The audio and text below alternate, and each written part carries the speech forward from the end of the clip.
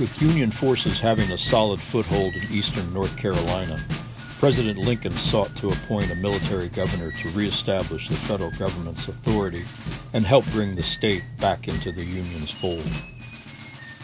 Lincoln selected Edward Stanley, a New Bern native who had served in the U.S. House of Representatives and who had run unsuccessfully for governor of California in 1857.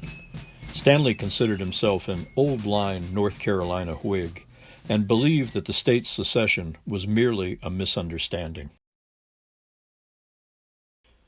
After arriving in New Bern on May 26th, Stanley quickly found his mission untenable. Disagreeing with federal authorities, opposing emancipation, and resisting a school for black children put him at odds with many Unionists. Secessionists were not willing to give up their fight for independence and deemed Stanley a traitor.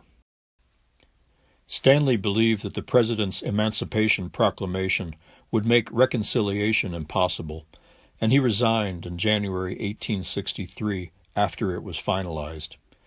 Lincoln would not appoint another wartime governor in North Carolina for the duration of the war. Meanwhile, because of his successful coastal operations, Burnside had been promoted to Major General of Volunteers on March 18, 1862. That June, Burnside was recalled to Virginia along with 7,000 men, leaving General John Foster in command of the Union Department of North Carolina with too few men to launch offensive operations for several months. Burnside fought at the Battle of Antietam in September 1862 and was later made commander of the Army of the Potomac. But his defeat at Fredericksburg and another failed attempt to take Richmond would lead to his replacement and reassignment.